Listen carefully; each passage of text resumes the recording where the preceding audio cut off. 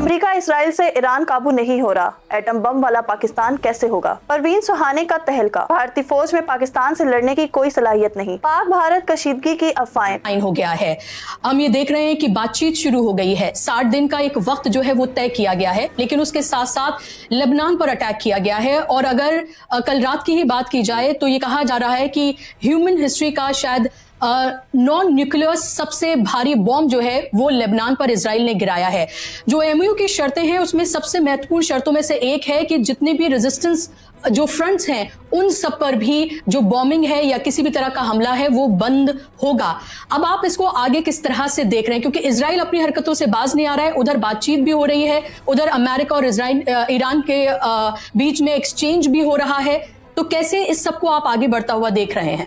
जी, इसको आप ऐसे समझने की कोशिश करते हैं कि जो एमओयू साइन हुआ है वो अमेरिका और ईरान के बीच में हुआ है, उसमें इजराइल शामिल नहीं है। अमेरिका को जिम्मेदारी दी गई है एमओयू के अंदर कि आप जो है कंट्रोल करेंगे इजराइल को, क्योंकि एमओयू साफ बोलता है कि उसमें हर फ्रंट के ऊपर सीज फायर चाहिए। तो ये जिम्मेदारी ट्रंप की है, पहली बात तो ये है।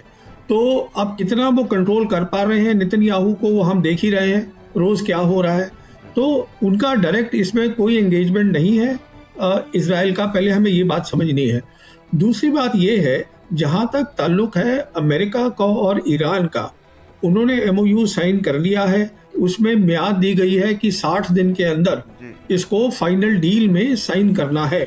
आज प्रेसिडेंट ट्रंप की सबसे बड़ी दिक्कत क्या है कि उनको ये जो एमओयू है इसमें सारे फायदे ईरान को हैं। वो इसलिए है क्योंकि ईरान ये लड़ाई जीता है।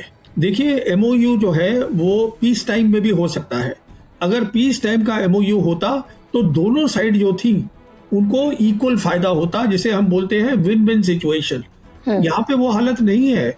यहाँ पर एमओयू साइन हो रहा है एक जंग के बाद, वो जंग जिसमें कि प्रेसिडेंट ट्रंप के पास आज कोई और मिलिट्री ऑप्शन नहीं है। अगर कोई ऑप्शन होता तो वो एमओयू साइन ही नहीं करते। तो इस एमओयू के अंदर जो ईरान को चाहिए है, ईरान की सारी शर्तें वो सारी की सारी मान ली गई हैं।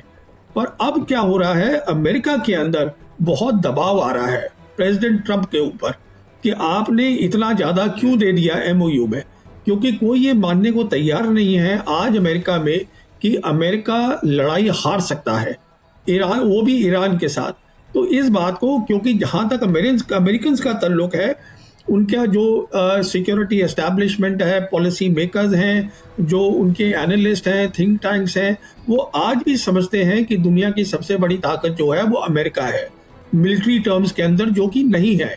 वो समझते हैं अमेरिका है, पर अमेरिका एक ताकत है, चीन दूसरी ताकत है, रशिया तीसरी ताकत है, बड़ी ताकत, जिसे हम ग्रेट पावर बोलते हैं। तो कहने का मतलब ये है, जब आप इन सब बातों को सामने रखें तो ये बिल्कुल तय समझ में आ जाता है कि प्रेसिडेंट ट्रंप को परेशानी हो रही है कि मैंने इतना ज्यादा क्यों दे दिया है।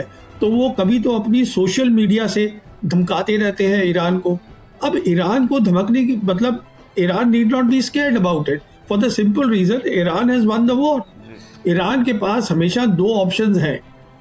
एक ऑप्शन ये है कि जब ईरान का मन करेगा वो स्टेट ऑफ हॉर्मोज बंद कर सकता है और ट्रंप कुछ भी नहीं कर सकते उसमें।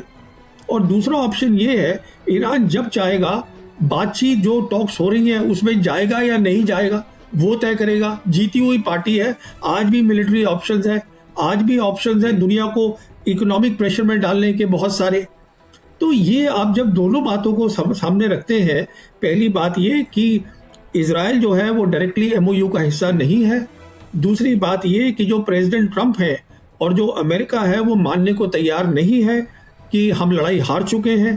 कहने का मतलब ये है कि इसमें वक्त लगेगा। जो कहा गया है कि 60 दिन के अंदर फाइनल डील हो जाएगी, तो ऐसा कुछ होने वाला है नहीं। पर यह बात तय है कि फिलहाल प्रेसिडेंट ट्रंप के पास कोई भी ऑप्शन नहीं है